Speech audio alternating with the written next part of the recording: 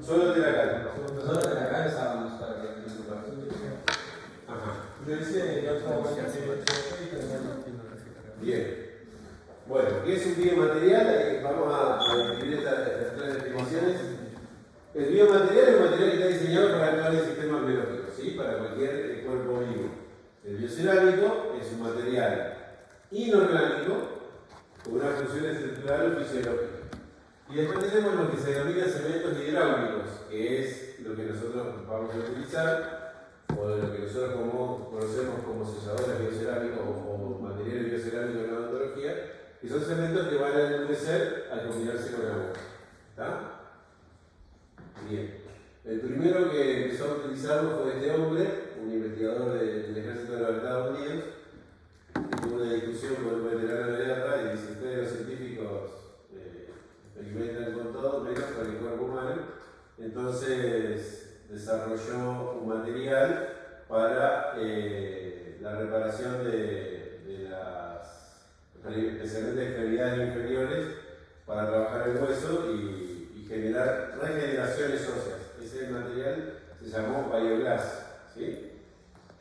Este es el hombre que yo les explicaba, que trabaja en la universidad, o trabajaba en la Universidad de Colombia, Mahamud Fekabiriyat, que fue el que desarrolló el MTA. Todo el MTA es un material derivado del cemento Portland, ¿sí? Y en la actualidad eso ya se abandonó prácticamente, todo lo derivado del MTA o del cemento Portland, y se utilizan biocerámicos de origen sintético que están continuamente evolucionando para las distintas prácticas que necesitamos, no solo en la endodoncia, sino en la odontología. ¿Cómo es que funciona esto?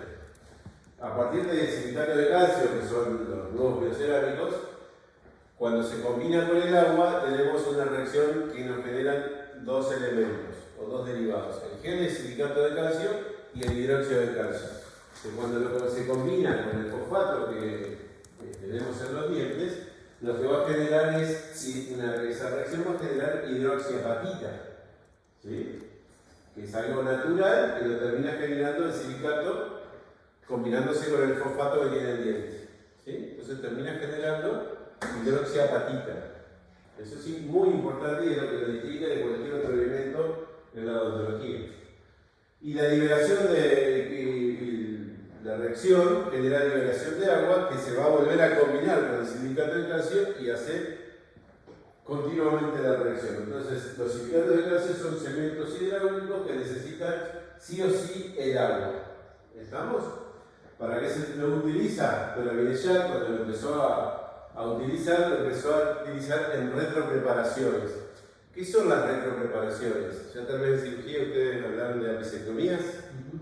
¿Sí? Es cuando el proceso que hay por encima de la pieza dentaria, más allá del ápice, no logra reparar. Eso puede suceder porque tanto el cemento como la dentina por fuera del sistema de conductos está toda contaminada. Entonces, por más que hagamos el tratamiento de conductos, es imposible generar la reparación de esa pieza dentaria, o generamos un bloqueo o lo que fuere, y no podemos reparar, se recurre a la apicectomía.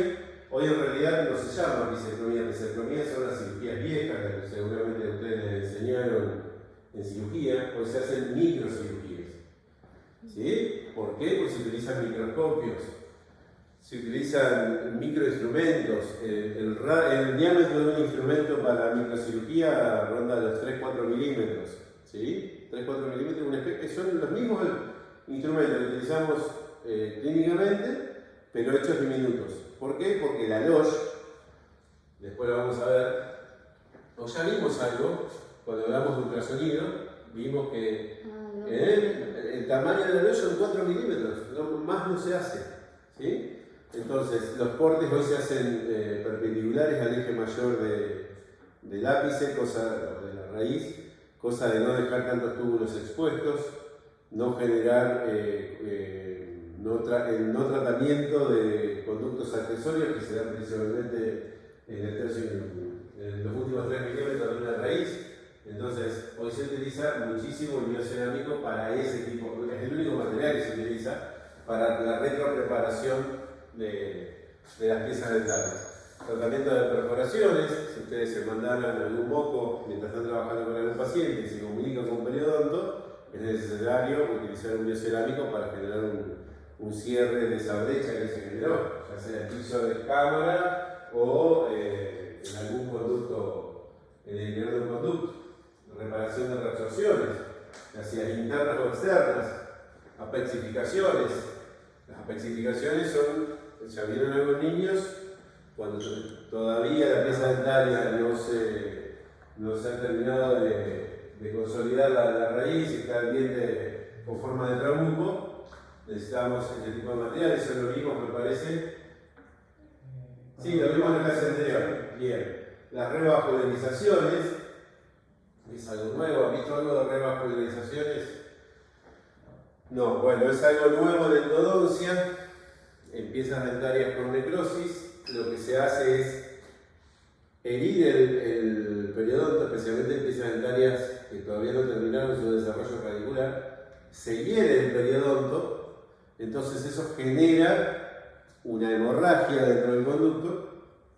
Se lo bloquea con biocerámicos a la mitad de la luz del conducto y se genera, en teoría, un tejido vivo, ¿sí? Porque empieza a haber circulación ahí adentro, porque la comunicación con el resto de los tejidos es vivo.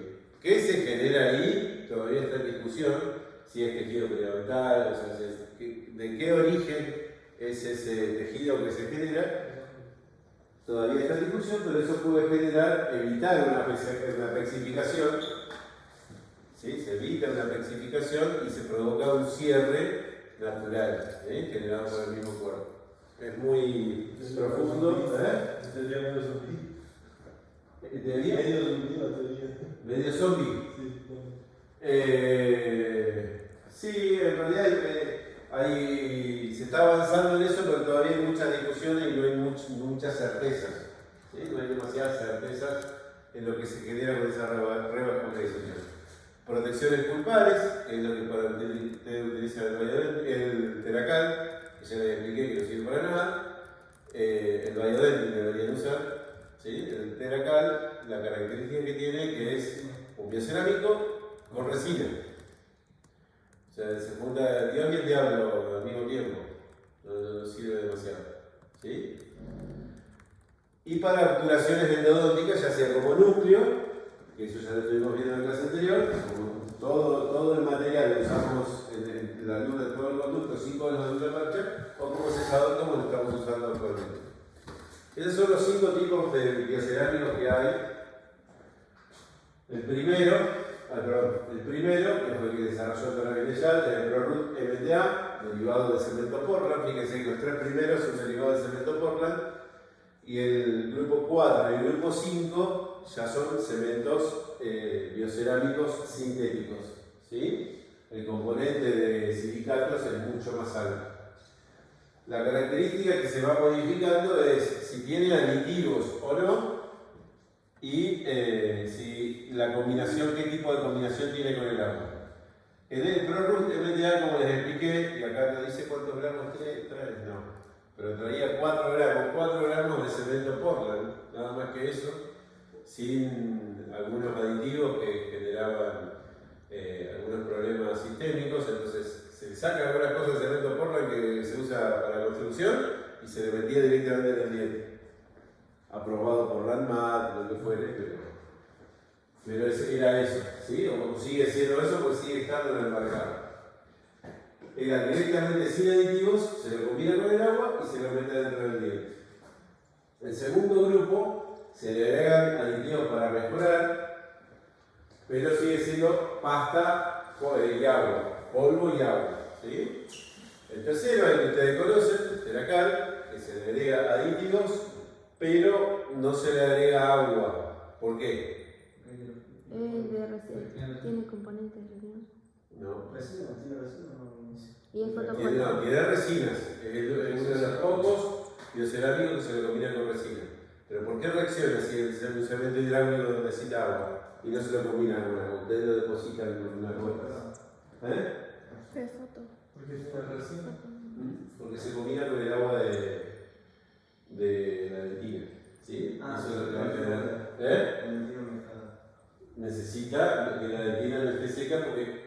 va a tomar el agua de los cavernícolas ventilarios. ¿Sí? Bien. Ya después, dentro de los cementos sintéticos, de los biocerámicos sintéticos, tenemos el que hablábamos recién, Biodentin, que se combina polvo y agua, ¿sí?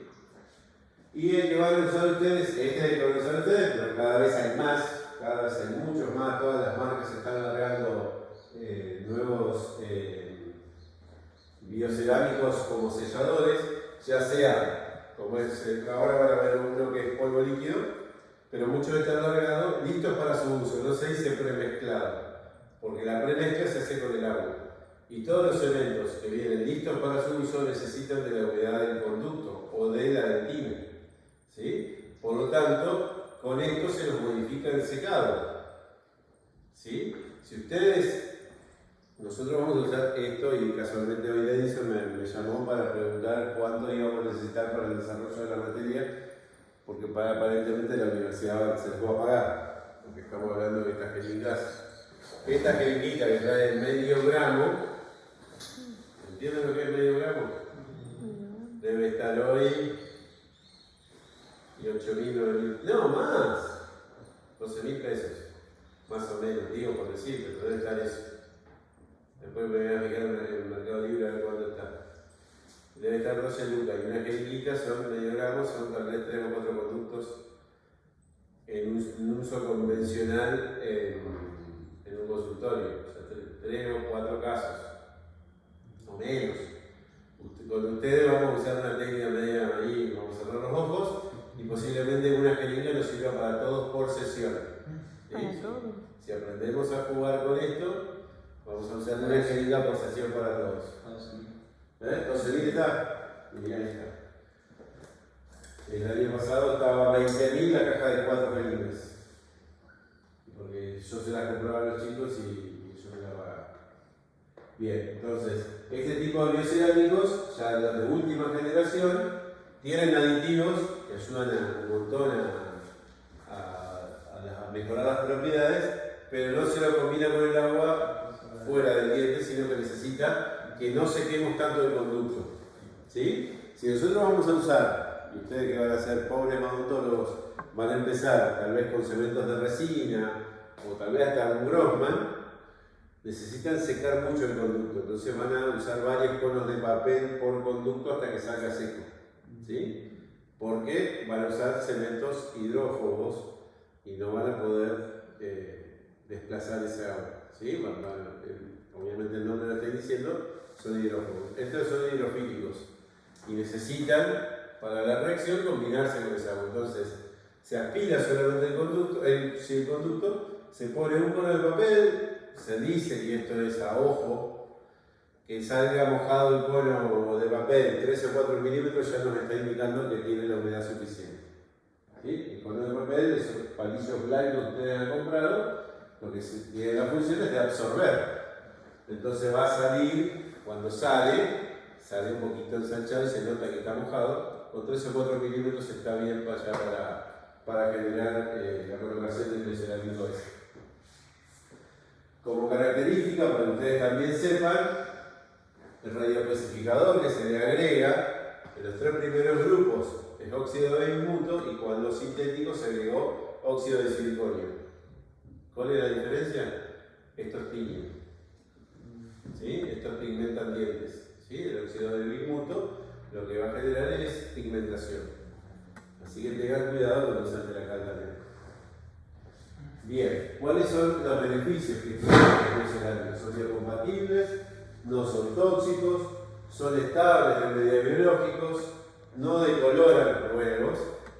Y una de las características que lo hace que lo podamos usar como único elemento o que ha generado el cambio de las técnicas, porque antes lo que se hacía era condensaciones laterales todo el tiempo para dejar la mayor cantidad de gutapercha y la menor cantidad de cemento o sellador. Con esto no nos interesa tanto. Entonces, este factor es una de las cuestiones más importantes. Tiene en la reacción una ligera expansión, a diferencia de todos los otros cementos que usamos en la odontología que tienen contracción. Esto ya lo vimos en la clase anterior también. Y es la característica más importante que son tan biológicos, tan osteoconductores y generadores de biología que la dihidroxiapatita es el primer, este cemento que genera dihidroxiapatita es el primer sellador que tiene características biológicas. Cuando habían surgido los ionómeros vitros decíamos, mirá lo que generamos. En realidad este material es mucho mejor porque lo que está generando es hidroxiapatita en la superficie en la relación con la dentina, ¿sí? Hay un sellado biológico entre biocerámicos y dentina. Bueno, obviamente es un antimicrobiano, sí. ¿Cuál es la dificultad o los puntos negativos de un biocerámico? Lo que hablábamos el otro día, la dificultad para retirarlos, porque es un cemento Portland, es muy difícil de retirar, y el alto costo que están teniendo. Bueno, esto vamos avanzando medio rápido, vienen distintas presentaciones, listos para su uso, que vienen ya ingenieritas para colocar, polvo y líquido, esto es así como se prepara. ¿Han utilizado amalgama ustedes? ¿Sí? Sí. ¿Amalgama? Una vez en la clínica. ¿Tienen amalgamador? Sí. En la clínica. Bueno, O sea, el Biodentil, la mejor forma de prepararlo es con un amalgamador de alta potencia, ¿sí? No cualquier amalgamador se mezcla polvo y líquido para generar la pasta de Biodentil, ¿sí? Y en forma de masa, que también viene listo para su uso, han usado Provis. Con esa consistencia vienen biocerámicos para reparaciones o para perforaciones o para retropreparaciones. Espatulitas. Porque vos necesitas esa consistencia. Si vos tenés una perforación, vos necesitas una consistencia massillosa. Si vos vas a retropreparar, cortaste los 3 milímetros de lápiz, preparaste por detrás, o sea, por eso, vos cortaste la raíz, retropreparaste 3 milímetros, ¿cómo metés el material ahí si no es masilloso? ¿Sí? Bien, bueno, vamos avanzando, ahí tenemos distintas marcas, qué propiedades tienen, tienen alta radiocapacidad, flujo moderado, lo cual es beneficiado, o sea, por más que tenga un flujo moderado, al ser hidrofílico, moja mejor que los hidrofóbicos, ¿sí? Tiene baja porosidad y tiene solubilidad, que está generando que todos los estudios de solubilidad estén cambiando, ¿sí? Ese tipo de sellados que se generan.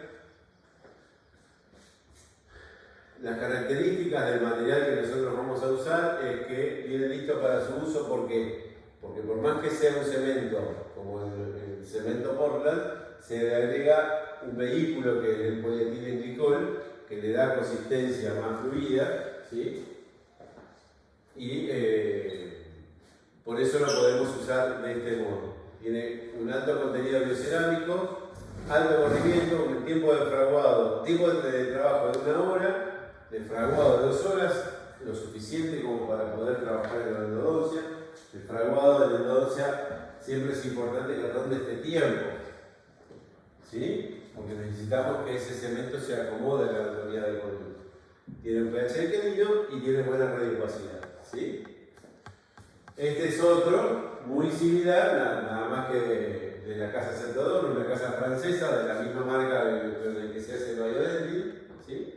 Pero viene como cemento sellador.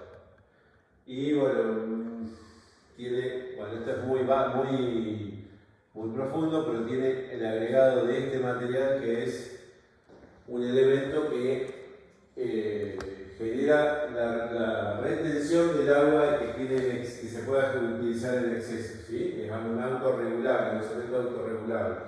Esta tecnología, ABT, lo que hace es que si vos te excediste con la preparación, pusiste demasiada agua en la preparación, eso como que aglutina e impide que eso incida en la calidad del material.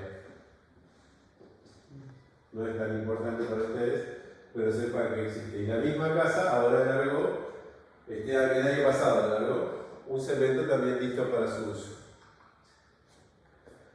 Esas son las características de una obturación hecha por biocerámicos, ¿sí? Donde hay muy pocas burbujas o casi nada de burbujas, con un cono que lo único que hace es darle lo que les decía la otra vez, darle la posibilidad de desobturar si es necesario retratar, desobturar si es necesario. Después se lo voy a mostrar porque hice un caso medio complejo esta semana y después se la muestro. Que usé bastante bien entonces, para desobturar, en el caso de que queramos hacer un poste, ¿sí? Entonces eso nos permite eso. Entonces, la diferencia de todos los otros materiales es que se puede usar en grandes volúmenes, porque al tener dilatación no nos importa tanto que se tenga grandes volúmenes el cemento sellador, ¿sí? El cono lo vamos a usar solamente para eso y para que ayude al corrimiento de ese cemento y pueda penetrar en las vercosidades que pueda tener el conducto. Y la técnica de obturación es más que sencilla, ahora la vamos a ver. Vamos a apurar. Lo primero que hay que hacer es colocar la cánula. Es muy sensible a la humedad, entonces se coloca una tapa. Y cada cánula es descartable. Entonces, lo primero que hacemos es ver qué profundidad tenemos de preparación, lo sacamos, dejamos que salga una gotita y lo que vamos a hacer es depositar muy poquitito de cemento. Tengan en cuenta que sale muy caro. Entonces, apenitas un poquitito y se saca. ¿Sí? Nada más que eso. Y con el cono lo que vamos a hacer es, así como decíamos para lubricar, lo vamos a poner un poquitito. Esto que vamos a hacer, van a ver ahora, es para cuando ustedes lo usen en su consultorio para ahorrar costos también. Como esa cánula es descartable y hay que ponerle una tapa enseguida porque es sensible a la humedad, para aprovechar el cemento que nos queda en esa cánula, lo que vamos a hacer es enhebrar desde atrás con el cono, ¿sí? Enhebramos desde atrás con el cono y eso nos termina generando, fíjense la cantidad de cemento que sale y que descartaríamos si no hiciéramos esto. Y con eso vamos a ir con esto. ¿Sí? Sí, ponele. Es así. ¿Está? Esto no lo vamos a hacer nosotros, porque hasta esto nos vamos a ahorrar. Después ya vamos a ver. ¿Sí? Pero es como yo lo uso en mi consultorio. Porque hago uno por vez. En cambio acá, cuando ustedes van a empezar haciendo anestesia, apertura, tal vez uno ya está terminando, entonces vamos con el cemento, le depositamos un poquitito, tac, limpiamos la cánula y vamos a otro. Vamos a hacer así para abaratarle costos. ¿Sí? Entonces con una jeringa estiramos lo máximo que podemos, también usaremos un poquitito de otro. De ese modo vamos a abaratar mucho los costos, en este caso para ustedes y los de la universidad. Pero así es como lo fuimos haciendo el año pasado. ¿Cómo es la técnica? Se seca con aspiración y un cono de papel, nada más. Que salga mojado hasta acá.